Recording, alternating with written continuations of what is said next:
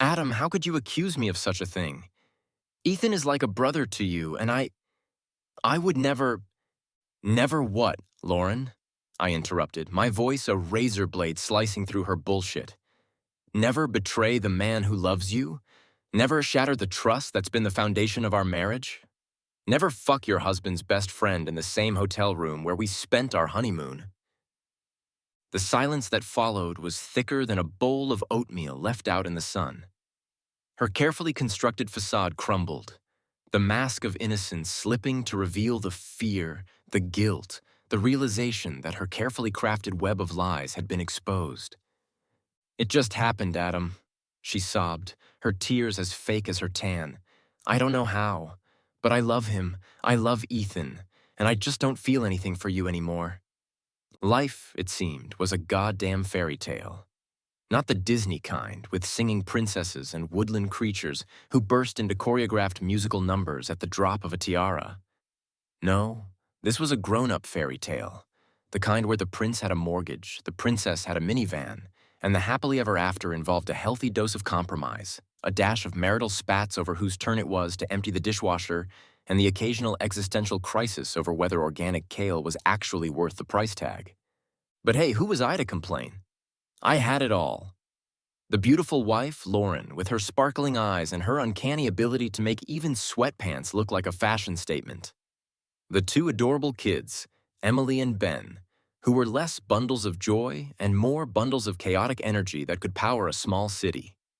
The house, a suburban palace of carefully curated Pinterest-worthy decor, and a backyard that was perpetually one step away from qualifying for a National Geographic documentary on the invasive species of suburbia. And then there were the friends. Ethan and Sarah, our partners in crime, our co-conspirators in the grand adventure of adulting. We were the Fab Four, the ultimate squad, the group chat that never sleeps. Mostly because Ethan had a penchant for sending memes at 3 a.m. Vacations, holidays, weekly dinners that involved more wine than actual cooking. We were practically joined at the hip, our lives intertwined like a tangled ball of Christmas lights that no one had the patience to untangle. "You guys are the definition of hash squad goals," Lauren would gush, her voice dripping with a sincerity that made me want to gag, though I'd usually just settle for a sarcastic eye roll and a mumbled, #blessed. "We're the family you choose," Ethan would declare, raising his beer glass in a toast that was as heartfelt as it was frequent. "The ones who'll be there through thick and thin, the ones who'll bail you out of jail, the ones who'll tell you when you have spinach stuck in your teeth." And I believed it. I believed in our friendship, our bond, the unshakable foundation of trust and camaraderie that had been built over years of shared laughter, spilled secrets, and questionable karaoke renditions. I trusted Ethan like a brother, confided in him, relied on him, considered him an extension of my own family. And Sarah? Well, she was like the sister I never had, the one who could make me laugh until my sides ached, the one who'd tell me when I was being an idiot, the one who'd always have my back, even when I was wronger than a flat earther's map. We were the perfect foursome, the envy of our suburban social circle, the living embodiment of friendship goals and couple envy. And I, the ever-optimistic Adam, the man who believed in the enduring power of love and loyalty, basked in the glow of our shared happiness, oblivious to the darkness that was lurking beneath the surface, the betrayal that was about to shatter my world, the secrets that would turn my perfect life into a goddamn dumpster fire. "Spa weekend, huh?" I grinned, watching Lauren pack her suitcase with a meticulousness that would make a brain surgeon jealous. "Sounds like exactly what you need. A little pampering, a little gossip, a little... whatever it is you ladies do when you're out there in the wild." "It's called self-care, darling," she corrected, her voice a playful chirp that sent a warmth through me, the kind of warmth that had been the foundation of our relationship for over a decade. A chance to recharge, reconnect with my inner goddess, and maybe even indulge in a mud bath or two. Who knows? I might come back a whole new woman. "A new woman," I echoed, pulling her close for a kiss, the scent of her perfume a familiar comfort, the feel of her body against mine, a reassurance that the years had only deepened our connection, strengthened the bond that had been forged in the fires of shared dreams and the mundane realities of raising two kids and navigating the treacherous waters of suburban life. Don't get any crazy ideas, Mrs. Parker. I kind of like the woman I married. She laughed, the sound a melody that chased away the lingering stress of a long work week, the worries about deadlines and demanding clients fading in the warmth of her embrace. Don't worry, Mr. Parker, she purred, her lips brushing against mine. You're stuck with me. Besides, who else would tolerate your questionable taste in music and your obsession with those documentaries about, what was it again? The mating rituals of Peruvian tree frogs? Hey, those frogs are fascinating, I protested, though a chuckle escaped my lips, the easy banter a testament to the comfortable rhythm of our relationship, the kind of comfortable familiarity that had become the bedrock of my happiness. And as I watched her pack, her excitement palpable, her smile a radiant beacon in the otherwise mundane landscape of our bedroom, a surge of affection washed over me, a deep appreciation for the woman who had shared my life, my dreams, my burdens, for the past 10 years. She deserved this getaway, this chance to escape the chaos of our daily routine, to reconnect with her friends, to rediscover the woman she was beneath the layers of wife, mother, and suburban socialite. Have fun, Lauren, I said, my voice sincere, my heart filled with a love that was as unwavering as my trust in her. Relax, recharge, and come back to me refreshed and ready to tackle the next chapter of our slightly chaotic but undeniably awesome life together. She beamed, her eyes sparkling with a gratitude that warmed me from the inside out. I will, darling, she promised, her voice a soft whisper against my lips. And don't worry, I'll bring you back a souvenir. Maybe a mud mask or a pair of those fluffy slippers they always have at those spa places. I chuckled, picturing myself in a mud mask and fluffy slippers, the image a welcome absurdity in the face of the upcoming week's challenges. And as I waved goodbye, watching her drive off with Sarah, their laughter echoing in the quiet suburban street, a sense of contentment settled over me, a deep satisfaction with the life we had built, the love we shared, the friendship that had become an extension of our family. Little did I know, that contentment was about to shatter, the trust I had so blindly placed in my wife and my best friend about to be betrayed in the most spectacularly devastating way.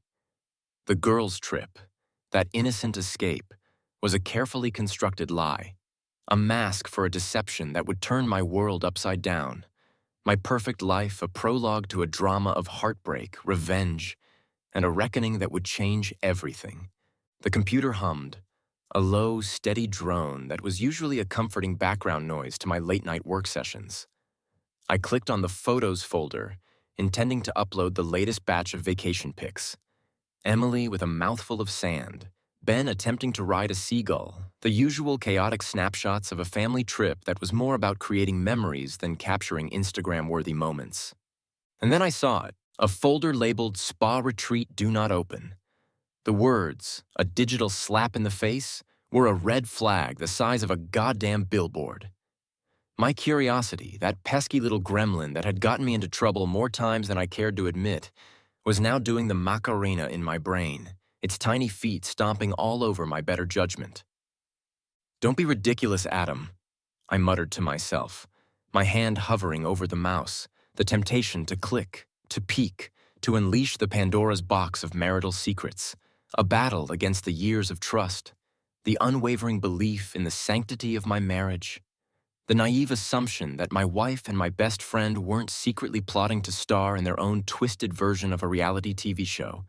But the mouse clicked, the folder opened, and the world as I knew it imploded. Photos, emails, messages, a digital tapestry of deceit woven with the precision of a goddamn spider on a caffeine binge. There was Lauren, my Lauren, the woman who was supposed to be relaxing with her girlfriends, wrapped in the arms of another man. Ethan. My Ethan, the brother I never had, the confidant, the best man at my wedding, the godfather to my children. They were laughing, kissing, their bodies intertwined in a way that made my stomach churn with a nausea that was as potent as a tequila hangover. The beach backdrop, the romantic dinners, the stolen glances. It was a scene straight out of a cheesy romance novel, except the protagonists were my wife and my best friend, and the punchline was my own goddamn life. The emails were worse. Intimate confessions, whispered desires, plans for a future that didn't include me, their words dripping with a betrayal that was as cold and sharp as a shard of broken glass. "He makes me feel alive," Lauren gushed in one particularly nauseating message, her words a slap in the face of the life we had built together, the love I had foolishly believed in. "He understands me in a way you never could." Understand her? Understand her need for attention, for validation, for a cheap thrill that would shatter the lives of two families, the innocence of 4 children, the very foundation of a friendship that had been forged in the fires of shared dreams and mutual trust. And Ethan, the bastard, echoed her sentiments with a fervor that made me question his sanity, his loyalty, his very humanity. "We're soulmates, Lauren," he declared in another vomit-inducing email. "Destined to be together. Adam and Sarah, they're just obstacles, speed bumps on the road to our happiness." Obstacles? Speed bumps? We were the people who had shared their lives, their joys, their sorrows, their goddamn Netflix passwords. We were the ones who had celebrated their birthdays, supported their dreams, wiped their children's snotty noses, and they were reducing us to goddamn obstacles? The rage was a living thing, a fire-breathing dragon that roared to life in the pit of my stomach, its flames licking at the edges of my sanity. I wanted to scream, to punch something, to drive to that goddamn hotel and unleash a fury that would make a hurricane look like a gentle breeze. But then, a different voice, a calmer, more calculating voice, cut through the noise. "Patience, Adam," it whispered, its tone as cold and sharp as the ice pick I was mentally plunging into their hearts. "Revenge is a dish best served cold, and you, my friend, are about to become a master chef." I closed the laptop. The images of their betrayal burned into my brain, the echoes of their deceitful words a symphony of fury that would fuel my every action, my every thought, my every meticulously crafted plan for payback. They thought they could get away with it, did they? Thought they could sneak around, whisper sweet nothings behind my back, build their happiness on the ruins of my life? The rabbit hole, it seemed, went deeper than a politician's promises. I clicked on another folder, its innocuous title, Therapy Notes, or a cruel joke in the face of the emotional carnage I was about to witness. The emails between Lauren and her therapist, Dr. Melinda Price, a woman whose name now evoked a visceral reaction that involved a voodoo doll and a rusty nail, were a revelation that made the initial discovery of the affair look like a goddamn tea party. "Ethan and I have been attending sessions together," Lauren gushed in one particularly nauseating email, her words a digital slap in the face of my shattered trust. "Dr. Price says it's crucial for us to align our narratives, to present a united front when we finally tell our spouses about our love." Love, the word, once a sacred symbol of our marriage, our friendship, our shared history, was now a profanity, a weaponized term that they wielded like a dagger, twisting it into my gut with every saccharine sentence, every carefully crafted lie. They weren't just screwing each other, they were screwing with our heads, manipulating us, gaslighting us, playing us like pawns in their twisted game of emotional chess. Ethan, the bastard, the supposed friend, the confidant, the brother I never had been sitting across from me at countless dinners, texting Lauren under the table, their whispered secrets a symphony of betrayal that had played out right under my goddamn nose. "Adam is so oblivious," Lauren wrote in another email, her words dripping with a condescending pity that made me want to reach through the screen and strangle her with her own yoga pants. "He trusts us implicitly. It's almost pathetic." Pathetic? Pathetic was falling for their charade, their carefully constructed facade of friendship and loyalty, while they were plotting their escape, their new life, their happily ever after built on the ruins of my own happiness, my own family, my own goddamn sanity. And Dr. Price, that supposed beacon of mental health, that guardian of emotional well-being, was their accomplice, their co-conspirator in this twisted game of deception. I'm encouraging them to be honest with their partners, she wrote in one particularly infuriating email, her words a mockery of the ethical code she was supposed to uphold. But I also understand their need for discretion. After all, they have to protect themselves, their reputations, their what, Dr. Price? Their selfish desires? Their insatiable need to fuck each other without consequence? Their carefully crafted plan to dismantle 2 families, to traumatize 4 children, to shatter the trust that had been the foundation of our lives? The rage was a wildfire now, consuming every ounce of my being, the flames licking at the edges of my control, threatening to engulf me in a conflagration that could burn everything to the ground. But beneath the fury, a colder, more calculating emotion was taking root. This wasn't just about heartbreak anymore. This was about humiliation, about being played for a fool, about having my trust, my friendship, my love exploited for their own selfish gain. And as I closed the laptop, the images of their betrayal seared into my brain, the echoes of their deceitful words ringing in my ears. A new resolve solidified within me. I wouldn't just wallow in self-pity. I wouldn't just cry myself to sleep. I wouldn't just accept this as another shitty chapter in the book of life. No, I was going to rewrite the goddamn ending. I was going to expose their lies, shatter their illusions, and make them pay for the pain they had inflicted, the trust they had broken, the lives they had so carelessly destroyed.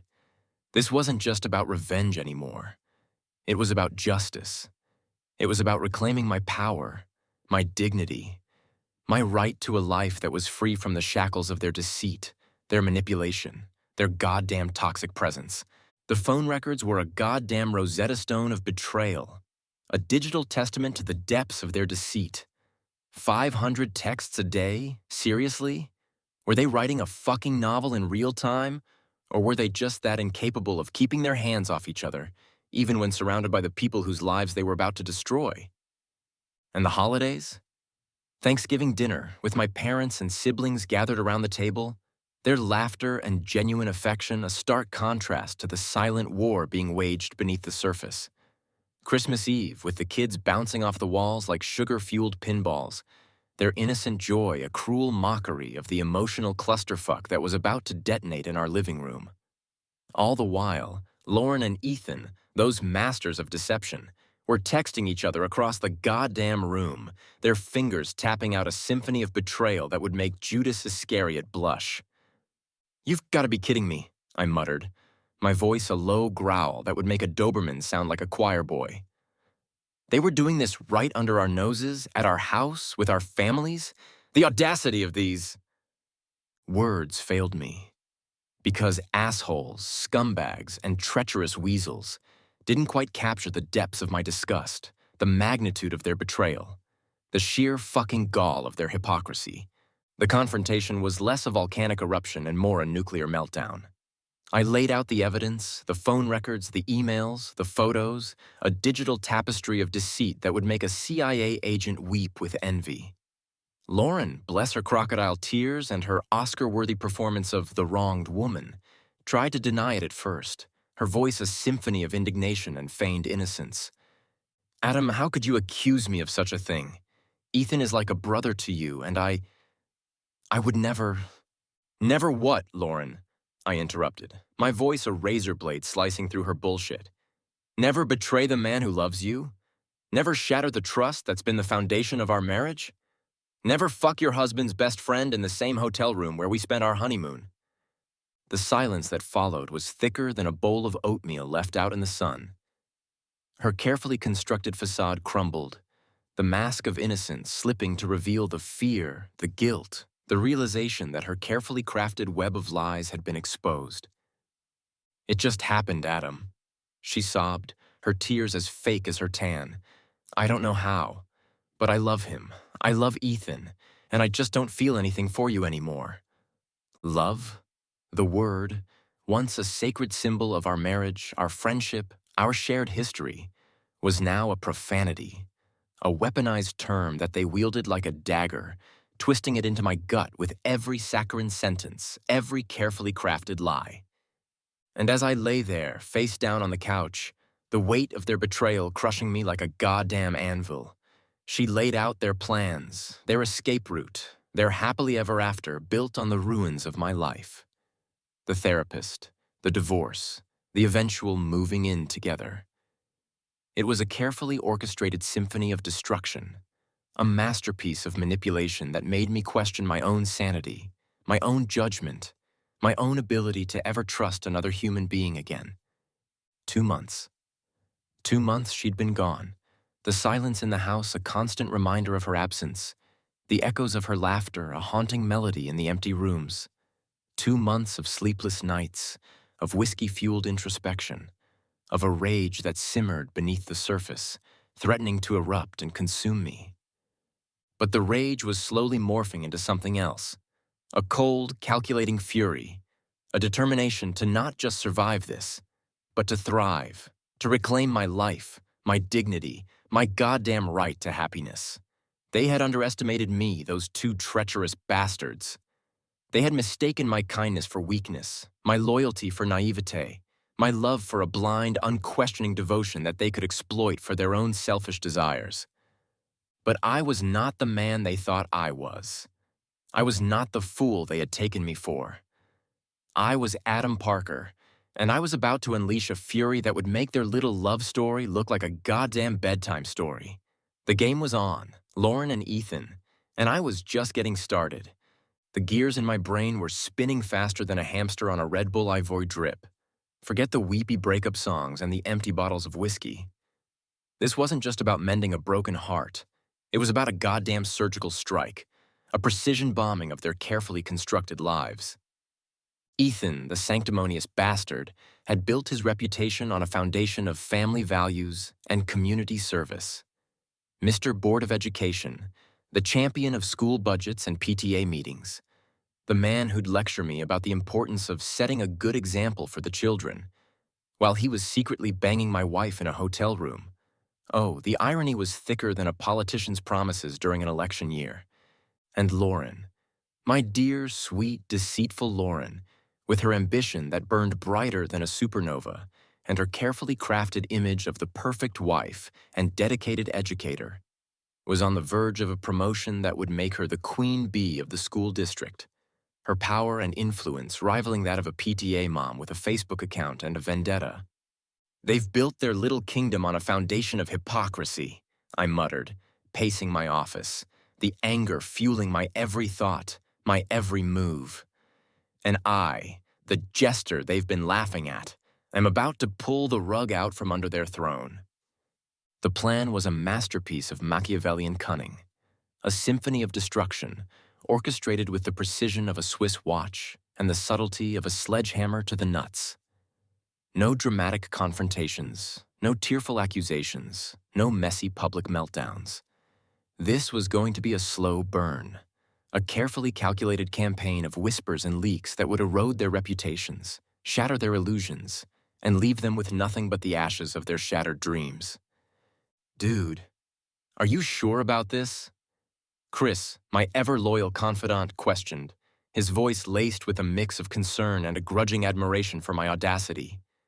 This is next level. Are you sure you're not crossing a line? A line? I scoffed, my voice dripping with a sardonic amusement that would make a cynic proud. They crossed the line, Chris. They trampled on it, danced on it, and then pissed all over it for good measure. I'm just redrawing the boundaries. With a goddamn Sharpie. The beauty of a good revenge plot is in the details. The subtle nuances that elevate it from a petty squabble to a goddamn masterpiece of Machiavellian manipulation. And I, my friends, was about to paint a masterpiece with the vibrant colors of betrayal, humiliation, and a healthy dose of fuck you to the two people who had so carelessly trampled on my heart. Evidence? Oh, I had evidence that would make a forensic accountant drool. Text messages that read like a Harlequin romance novel. Emails that could make a therapist question their career choices, and enough photographic evidence to create a slideshow that would make even the most jaded cynic gag. But simply forwarding it all to the Board of Education? Nah, that was amateur hour. A blunt instrument in a world that demanded surgical precision. I needed a catalyst, a phantom menace, a whisper campaign that would sow chaos in their ranks and leave them scrambling to contain the fallout. And so, a concerned friend was born. A digital phantom with a penchant for anonymous emails and a knack for stirring the pot of public opinion. Dear board members, I typed, my fingers flying across the keyboard, my voice a carefully crafted blend of outrage and concern. It has come to my attention that one of your esteemed colleagues, Mr. Ethan What's-His-Face, has been engaging in a rather inappropriate relationship with a certain school district employee. And let's just say that their extracurricular activities are not exactly in line with the family values platform he so eloquently espouses. I attached the juiciest bits of evidence. The text messages, the emails, the photos that would make a tabloid editor drool and hit send.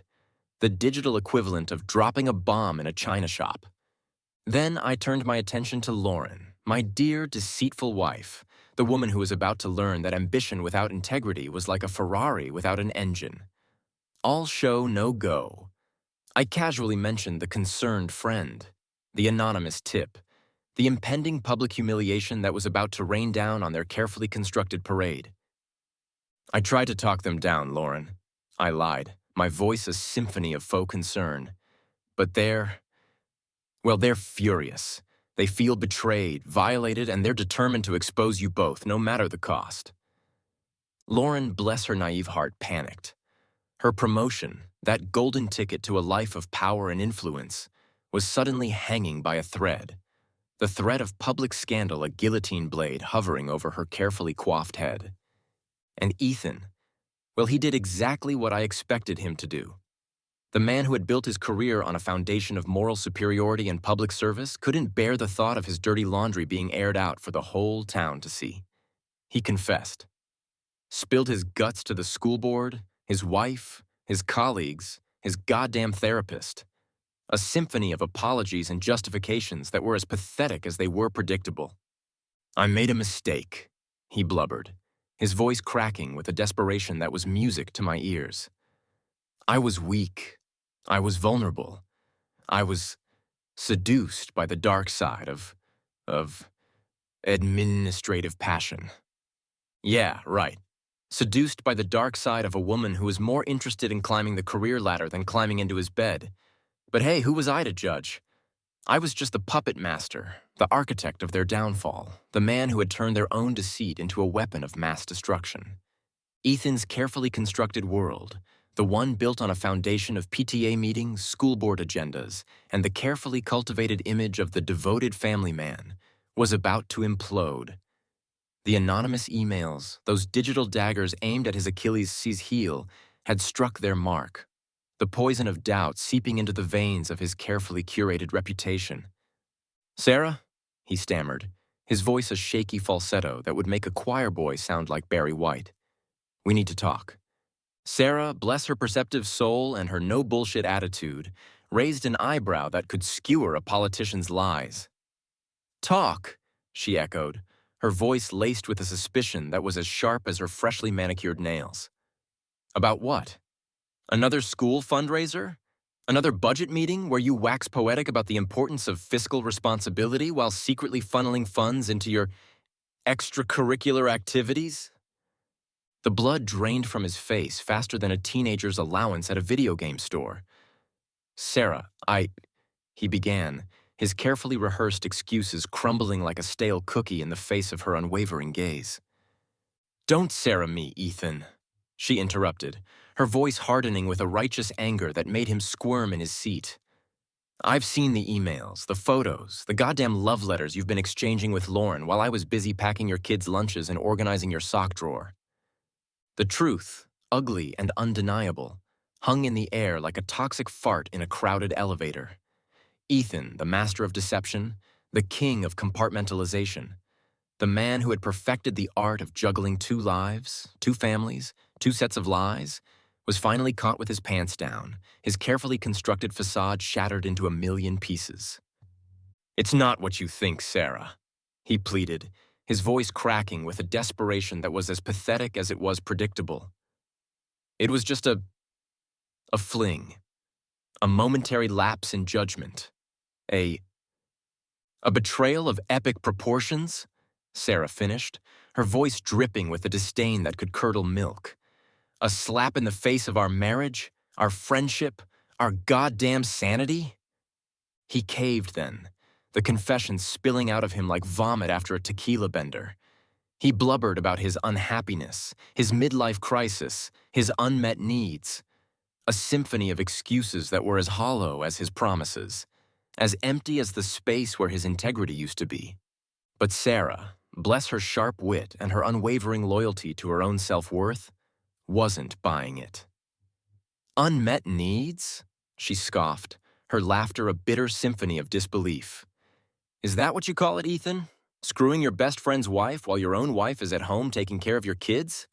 Is that the kind of need that justifies destroying two families, betraying the trust of the people who loved you most?" His attempts to control the narrative, to spin the story in his favor, were as futile as a screen door on a submarine. The truth was out, the damage done, the consequences unavoidable. And as he faced the wrath of his wife, the scorn of his colleagues, the public humiliation that was about to engulf him, a wave of panic washed over him, a chilling realization that the life he had so carefully constructed, the reputation he had so meticulously cultivated, was crumbling around him like a poorly built sandcastle in a hurricane. He had gambled and lost, his carefully calculated risks backfiring, his manipulative tactics exposed, his carefully crafted image shattered into a million pieces. And as he watched his world implode, the echoes of his lies and betrayals ringing in his ears, a chilling truth dawned on him. He wasn't just losing the game, he was losing himself. Lauren, bless her oblivious heart and her oversized ambition, was still riding the high of her impending promotion, her heady cocktail of power and prestige blinding her to the shitstorm that was about to rain down on her carefully coiffed head. She'd redecorated her office in anticipation, the feng shui strategically aligned for maximum career advancement, the framed motivational quotes a testament to her go-getter attitude and her unwavering belief that the world was her oyster, and she was the pearl, the goddamn queen bee of the educational hive. "This is it, Sarah," she'd gushed, her voice dripping with a self-satisfaction that would make a Kardashian blush. "The corner office, the six-figure salary, the power to shape the future of our school district. It's all within my grasp. And you, my dear, will be my trusted lieutenant, my second-in-command, the Robin to my educational Batman." Sarah, bless her skeptical soul and her newly acquired backbone, had merely raised an eyebrow that could skewer a politician's lies. "Lauren, honey," she'd drawled, her voice laced with a warning that was as subtle as a sledgehammer to the face. "Don't count your chickens before they've hatched, especially when those chickens are roosting in a coop built on a foundation of deceit and adultery." But Lauren, blinded by her ambition, had dismissed Sarah's concerns with a wave of her manicured hand and a condescending chuckle. "Oh, Sarah, you worry too much." Famous last words, right? Because the universe, that mischievous bitch with a penchant for irony, was about to deliver a reality check that would make her carefully constructed world crumble faster than a stale cookie in a toddler's fist. The news of Ethan's confession, his public downfall, his resignation from the school board in a desperate attempt to salvage what was left of his reputation, hit Lauren with the force of a runaway school bus. Her phone exploded with messages, the gossip mill churning with a frenzy that would make a tabloid editor drool. "Ethan? Resigned? But why?" she shrieked, her voice a symphony of disbelief and dawning horror, the carefully curated image of her perfect life cracking like a cheap mirror in a funhouse. The superintendent's summons was swift, a formal invitation to a meeting that was less about career advancement and more about damage control. She sat across from him, his expression a mask of disappointment and barely contained fury, her carefully rehearsed excuses dissolving into a pathetic stammer. "Miss Parker," he began, his voice a gravelly baritone that echoed the finality of her situation. I'm afraid I have some unfortunate news. In light of recent events, the indiscretions, shall we say, of a certain board member with whom you have been associated, the district has decided to reconsider your promotion. Reconsider? She echoed, her voice a strangled whisper, the blood draining from her face faster than a teenager's allowance at a video game store. But I've worked so hard. I've earned this promotion. You've also jeopardized the integrity of this institution, Miss Parker, he interrupted, his voice hardening, the disappointment now laced with a thinly veiled disgust. Your actions, your relationship with Mr. What's-His-Face have made you a liability, a distraction, a potential source of scandal that we cannot afford. But it's not fair, she protested, her voice rising with a desperate indignation that was as pathetic as it was futile. I'm good at my job. I'm qualified. You're also a cheat, Miss Parker, he said, his voice cold and final. And cheats, I'm afraid, have no place in our educational system. The dismissal was swift, brutal, a public execution of her carefully constructed career path. She stumbled out of his office, the whispers following her like a swarm of angry bees, the weight of her humiliation crushing her spirit. The dream job, the corner office, the six-figure salary, it was all gone, vanished like a mirage in the desert of her own bad choices. And as she drove home, the streets blurring through her tears, the reality of her situation hit her with the force of a runaway train. She had gambled everything, her marriage, her reputation, her future, on a man who had used her, manipulated her, and ultimately discarded her like a used tissue. And in the process, she had lost not only the love of her husband, but also the respect of her colleagues, the trust of her friends, and the very foundation of the life she had so carefully built. The despair was a suffocating weight, a black hole that threatened to swallow her whole, but beneath the despair, a flicker of anger ignited, a spark of defiance that refused to be extinguished. She had made mistakes, yes. She had been foolish, selfish, blinded by her own ambition and the seductive allure of a forbidden love. But she was not broken. She was not defeated. She was Lauren Parker, and she would rise from the ashes of her own downfall, stronger, wiser, and more determined than ever to reclaim her life, her dignity, her right to a future that was not defined by the mistakes of the past, but by the possibilities of the future. The silence in the house was no longer a haunting reminder of what I'd lost, but a peaceful symphony of new beginnings. The kids, bless their resilient little souls, were thriving, their laughter echoing through the hallways like a defiant anthem against the ghosts of the past. Emily, my little artist, had transformed her bedroom wall into a mural that could rival a Picasso, while Ben, my budding engineer, was busy constructing a Lego metropolis that was more structurally sound than some of the buildings in downtown Alexandria. "Daddy, look!" Emily would squeal, her eyes sparkling with pride as she showcased her latest masterpiece, a vibrant explosion of color that captured the chaos and beauty of her imagination. "It's amazing, sweetheart," I'd say, my voice filled with a genuine admiration that warmed me from the inside out. "You're a true artist, Emily. Never let anyone tell you otherwise." And Ben, my little scientist, would drag me into his room, his face beaming with excitement as he explained the intricate workings of his Lego creations, his passion for engineering a testament to the curiosity and intelligence that I had nurtured, even in the darkest of times. "This is the main power source, Dad," he'd explain, pointing to a strategically placed battery pack.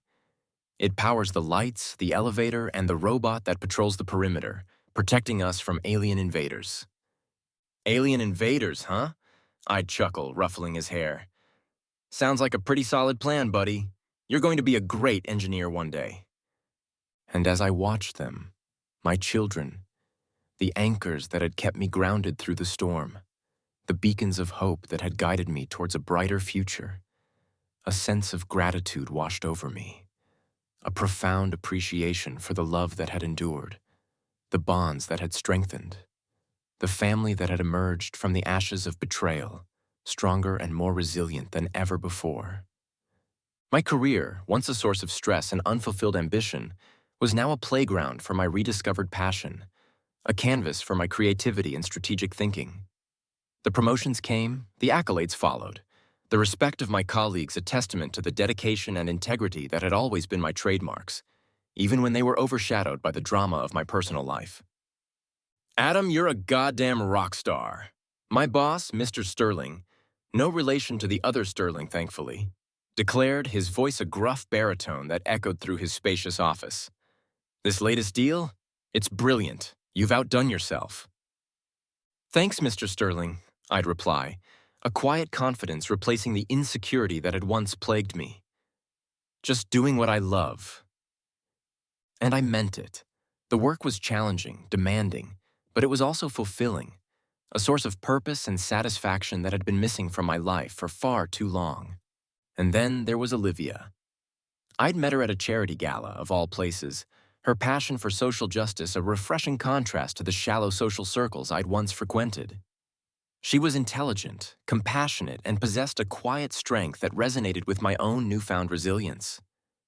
Our conversations flowed effortlessly, our laughter mingling with the clinking of champagne glasses, our connection a slow burn that warmed me from the inside out. You have a sadness in your eyes, Adam. She'd observed one evening, her gaze perceptive, her voice gentle. But also a strength, a resilience that's both intriguing and inspiring. I've been through a lot, I admitted, the honesty a testament to the trust I felt with her. But I'm coming out the other side, stronger, wiser, and more determined than ever to live a life that's true to myself. And as I looked at her, her smile a beacon of warmth and understanding, I knew that I had found something special, something real, something worth cherishing. Olivia wasn't a replacement for Lauren. She was an evolution, a reflection of the man I had become, the man who valued honesty, loyalty, and the quiet comfort of a genuine connection. The divorce had been a crucible, a trial by fire that had forged a new me, a better me. And as I embraced this new life, this new love, this new happiness, I realized that the pain, the betrayal, the heartbreak had all been worth it. For I had emerged from the ashes, not just a survivor, but a conqueror, a man who had finally found his own path, his own truth, his own happily ever after.